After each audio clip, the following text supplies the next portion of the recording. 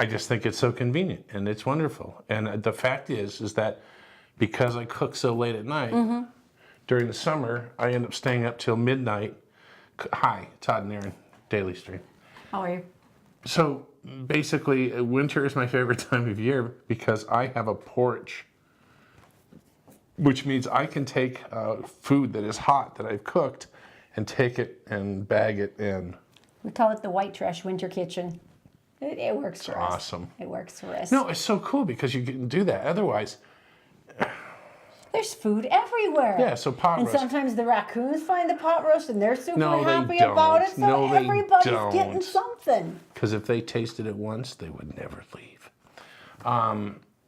So we talked about, we got a lot of response. Thanks very much. The CPAP. Thank you for all the advice, by the way. Thank you. Concern about our friend who went in and got a sleep study done, and Erin's been bugging me to do that for years. We talked about it yesterday. Well, you want to see what you have to do? It's not, it was a little tricky. Watch. All right, so we got a surprise from our friend. You mean the part where he almost died? That part was we got a surprise. Not a good surprise. That was a bad surprise. He almost died. And then the funniest thing it came down to was sleeping, a sleep disorder. And it almost killed his heart. I believe it's the left side of the heart that it affects the most. I think it needs air on both sides. I'm not sure, but I think there's an oxygen circulation thing. Yeah. So Erin immediately turned to me and, as sharing this moment, grabbed me by the lapels and slapped me around a little bit. Oh, that was just for fun. The serious part came when I said, hey, aren't there a couple of times I've reminded you rather forcefully that you stopped breathing while you were sleeping? Right. Yeah. And this has been going on for a couple of years. And I thought, well, sleep apnea, maybe I will go and do that. And that's what we're doing. Thank you. This is a lot of people who, who said, I really should do that. My husband or my wife should do this. My uncle, my dad, whatever. I have the home study kit. I use it for one night, and we have it tonight, and that's what we're going to do. And this is the a very expensive, by the way, kit that they give you to take home. Now, what exactly are you going to do with all of this? I'm going to stick it on my body. So don't touch. You're not a professional, Neither are you. All right. Yes, I am. I'm going Okay. to be. Now, this looks sort of complicated, but it's not. Basically, this is a metering system, and the meter basically is going to take, doesn't give you oxygen, it doesn't do anything. So right now, they're just trying to measure what kind of oxygen you're bringing in on your own, right? And the temperature of the oxygen. And you'll see right here. Really? What does the temperature matter? It tells you how much volume is going by. Oh, so if you okay. look right here, this is basically the thing that takes the temperature of it, and the nose things that go up your nose, they are the things that basically gauge how much pressure you're creating inside your face. You gonna be able to sleep with this thing on? Yes. Good. So, and then you take, on top of that, you take this band, and the band goes around your chest so they can feel your breathing in and out. The inhalation? Right. Like the depth of how far you're breathing in and out. And okay. then there's another one. And this one goes around your belly. And this also watches the extension of when you're breathing and your stomach going in and out. Like, are you getting any kind of breath through your diaphragm? Exactly. Okay, good. Exactly. So Sure. now the only thing left is this device. This is actually really interesting. Yeah, and so this device, and this, you've seen these, you've gone to the hospital. Puts them on your finger. Put this on your finger, and you're going to put this around your wrist like a watch, and it measures your O2. Blood oxygenation in your... That's so good. No, the blood oxygen level. Okay, so you got 3 units. So I'm going to have this on my finger, and that's my wrist. That's good. And then I'm going to have... That on your chest. This hanging from my shirt with these little clippies, which are medical clippies. So they're extra special. They are. And probably $50 each. Right.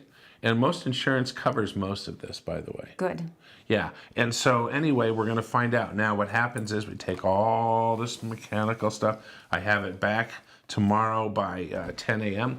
And in 2 to 3 weeks, someone's going to read it and they're going to call me. And the doctor I originally saw will never talk to me again. No, seriously. Really? They won't. I went to all that trouble to get you a good one. She was wonderful. But that's all she said? We don't get any more of her? No. Now that I've gone to the breathing disorders clinic, basically what's going to happen, they call back and they say, you have sleep apnea and you need to go get fitted, and they'll send me to one of those medical places that you go when you buy your stuff. And then I won't stop breathing anymore. But that hopefully, would be super reassuring for me. Hopefully this won't be an issue. But this right here, so if you've been thinking about doing it, the only reason we're doing this is because You mean that I nagged you endlessly? we almost lost our friend.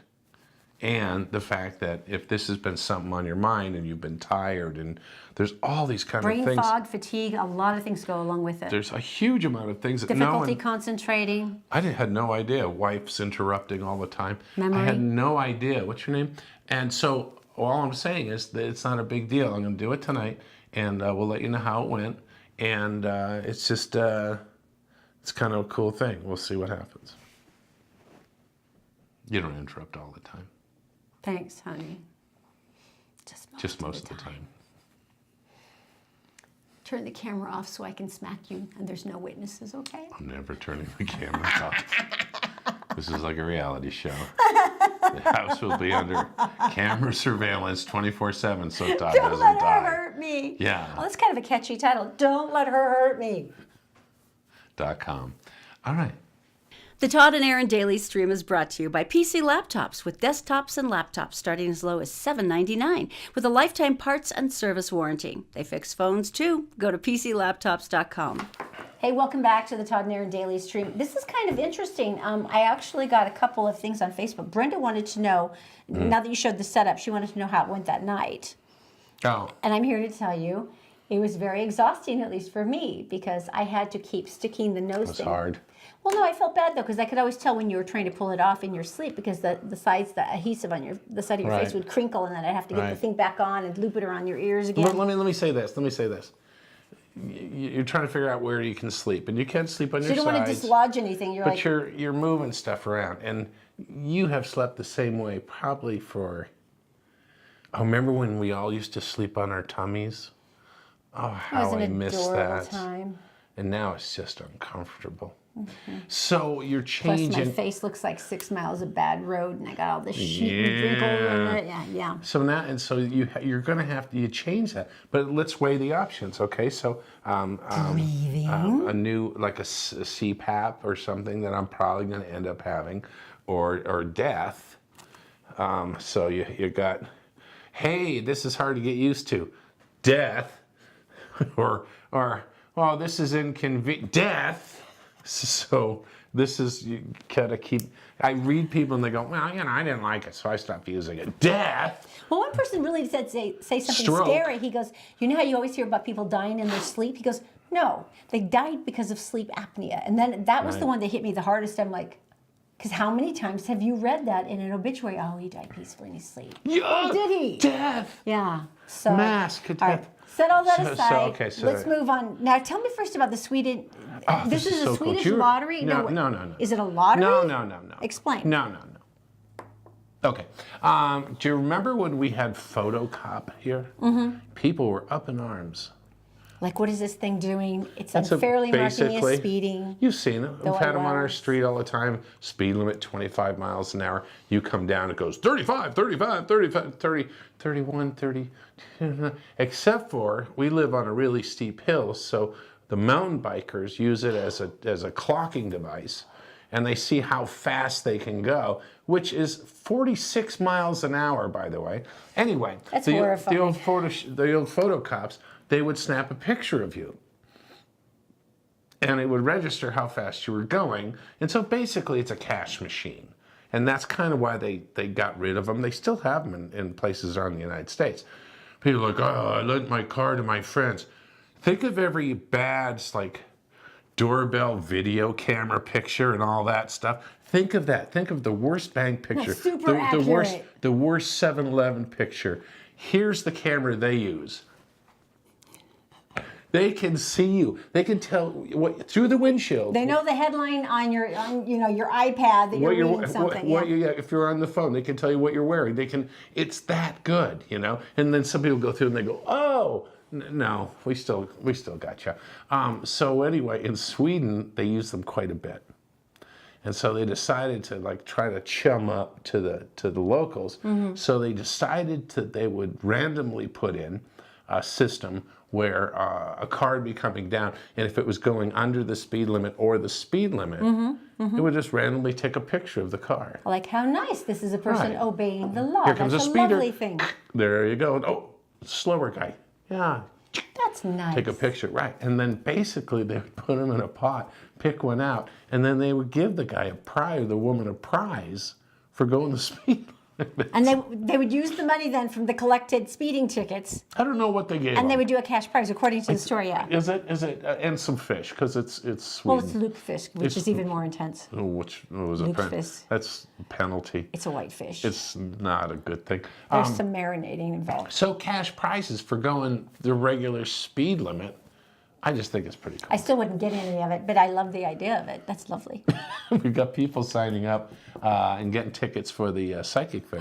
The Todd and Erin Psychic Fair. If you have not heard, it is on Friday, March 22nd. I The knew that. psychics already know you're coming. Oh, It's I okay. already know it. 5 to Yes. 10 p.m. It's down at the Viridian Center, which I had never heard about before, and it's part of the Salt Lake County Library Complex. It's really pretty. And it's freaking beautiful. It's this gigantic soaring space, so it's perfect, and the psychics can be all cool.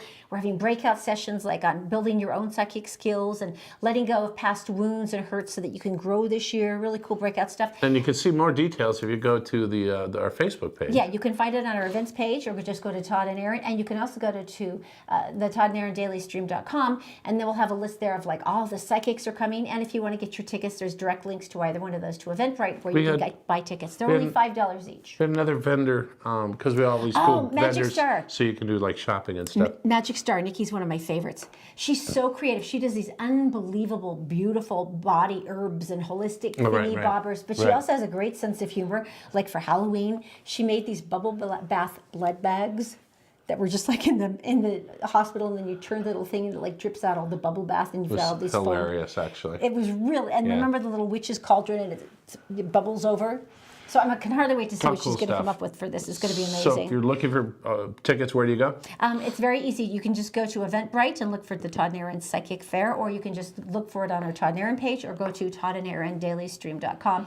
But like I said, tickets are only $5, and then once you're there, you can buy a psychic reading for only $10, Right. which is pretty cool. So it gives you a chance to sample some new people, see if you're finding some cool insight. It's just a really A lot nice of people thing. find people and they go to them for Forever, the next yeah. year or so, right? Well, it's emotional. All right. You want someone you can trust and that you feel like you're resonating with. I would love to put off this next story, but Wait, first I we have to do Tell Me Something Good. Oh, okay. I'm sorry. Go ahead. Brought to you by PC Laptops. Okay. For a mere $7.99, you can start with a desktop or a laptop. And no matter what you get, even if it's stripped down or super fancy, it is always lifetime parts and service. Yes, they are. Lifetime. Tell me something good, lady. This is pretty amazing. Okay, I want you to picture this. You're out there and you're supervising a group of inmates who are doing road clearing. Okay. Now they do this and they're picking up trash, clearing roads, doing, raking Listen, out rocks and they're stuff. they're not in jail, so it's like it's a good thing. Well, it's part of community service Right. in exchange for having their jail time reduced. Right. So these are people who are motivated, they want to get out. But let's say all of a sudden you stumble and you fall into a ditch. Now these guys could have taken this moment to go. What do you mean? They could have Who taken fell in the ditch? the supervisor, the deputy supervising Holy them. crap! They could have, God forbid, gone down and taken your pistol. Instead, they went down and they said, "Hey, do you understand us? This is Deputy James Smith." Right. And he said, "Can you hear us? Can you?" And he couldn't answer questions. Oh, so he got And hurt. one of the guys who I guess had gone through this with his father said, "I think he's having a stroke," Okay. based on a lot of the signs that you look for. They called 911 with his phone. Because they have his stuff. And they're sitting there with him, and they're taking care of him. They managed to stop a couple of drivers, which I think would be really tricky because you're wearing orange that says prisoner. And holding a pistol like this. I mean, that's pretty intense. Got into the Cape Fear Valley Medical Center. They diagnosed it, sure enough, as a stroke. as a stroke. Now, the three men were honored with the Sheriff's Department's esteemed Life-Saving Award. There you go. Now, the thing that's really cool about this is that, even the governor was shaking their hand going, this is going to be great. You guys, you're going to get jobs right out of prison for this. This is amazing. And it was such a smart thing. And they went, we didn't do it because it was a smart thing. We did it because Right. he needed help. Right. We had to. Who would not? Still take the job. And they though. said he's more than a police officer. He's more or less like my friend. He's a Wow. really good guy all around. Wow. So number one, amazing police officer. And number three, I mean, these guys are incredible. And the sheriff said it just goes to show that if you treat people right, they'll return the favor and treat you right. And that's exactly what these men have done here. There you go. Isn't that gorgeous? All right, I think we pussyfooted around enough. I've been waiting for this story. This next story. Where does it take place, can I ask? Paris, France, where all the cool things happen. Paris, France. The center of cuisine. And culture. And lack of bath soaps. So let us say Go ahead. that you want something rather special, something beautiful, something For what? unusual. For a restaurant. Oh, for dinner. And so you have a beautiful, elegant space and beautiful seats covered in elegant fabrics. Je ne sais quoi. And, you know, lovely muted lighting and very, very heavy curtains against the front windows. Oh, this is very nice. And then there's a little anteroom, antechamber, where what? you take off antechamber before you come in, where you take off coats and things. Take off your coats. And then the rest of your clothes. And then the rest of... This is the first perfectly nude restaurant. All of the guests have to be nude. Can you see what's going on up here? Have to be nude. So clothes are left in the cloakroom along with mobile phones and cameras for somewhat obvious reasons. That's the brainchild of Mike and Stephanie Sada. They're twins. Now, they used to be insurance salesmen. They're not nudists themselves, but they went, we want to open a restaurant. Right. We have a fantastic chef who's ready to go. Right. And there's 460 designated outdoor nudist spots in France. And they thought, you know what? We need something warmer during the rest of the year when it's not so comfortable to be outside. So they thought if we had a restaurant that was set at 80 degrees, you strip, you go in and you're seated nude. And we're in the heart of Paris and you're eating naked. So they had a big group of people who came in and they were thinking, wow, this is amazing. Very upmarket sort of French bistro cuisine, lobster, foie gras, snails with parsley cream sauce. 3 courses. Can I say? The diners are provided slippers to keep their feet warm. Yeah, no soup. But the thing that's Don't do the soup. You know, we as soon as they enter the dining room, we accompany them to the table and assure them not everyone in the room is staring at them. And it was very cute. There was one guy, Alexandre, said he found the restaurant serious and intimate. He said as he walked in, a passerby had shouted, "Enjoy your naked dinner!" Now, there's only one small problem. With the Restaurant Au Naturel, which is the name, by the way, Restaurant Au Naturel. You're saying there's just one problem? One problem. I want to say tipping, but that would be totally wrong. There used to be a huge influx of people who wanted to try it out. Right. And by the way, I forgot to mention this, but they do change the seat covers after every diner. And at first, there was massive interest in this. Sadly, they are going to have to close in March because they can't seem to get the customer base to come back. So if you do want to dine at the first all-nude restaurant in Paris, France, the Au Naturel, you better book your appointments now because they're not going to be around after March. Isn't that sad? So After all that work. So what you're saying is that people were curious about nude eating, but they didn't want to go back again. But you would think there would be that many tourists and Parisians that would go, I still haven't tried it. You couldn't have run through the entire population of Paris, France, and all their tourists in one year. It just seems like a shame that more nudists could not have promoted this restaurant. I might be naive, but perhaps it was the food. Foie gras, lobster. What's wrong with you? Watch your mouth. Maybe it was the food. I don't know. I just feel kind of sad about it, and I don't even know why. I mean, let's face it. If you did poutine or you did lobster, you did something fun, or hamburgers and hot whatever, it might. They wanted French bistro. Bistro cuisine. Okay. Well, evidently there was no cuisine, and they're not coming back.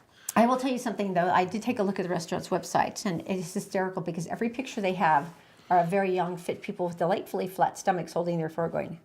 And I'm thinking, no. It's not the way it works. Because I will bet you $9,006 that the main clientele would probably be people in their 50s, 60s, number one, who could afford that kind of food. Bistro. That were they had bits and pieces all over the place, wobbling a bit. Right. Maybe it actually would have worked better if they'd just been honest and said, look, come here, and literally let it all hang out. You don't have to worry. You don't have to be all fit and with a flat tummy. Just let the bits go where they want to. And nothing flambéed either. Just No baked Alaska here. just gonna do that. No. All right. Well, you guys, thank you. Goodbye, Anna Sherelle. If you haven't gotten your tickets yet I for the don't Todd know and any Erin more French. Oh, boy. Psychic Fair, make sure you stop by and pick up your tickets. You can go to the Todd and Erin Daily Stream, and it'll take you there, or you can just go to Eventbrite and get your tickets there. $5. There you go. $5 get you in. Bon appetit. Oh, wow. Do you know how you make a French duck call? No. Monsieur Duck. Monsieur Duck. Yeah. It's the only one I got. We should have left with bon appetit. Probably so. That would have been on an up note. See?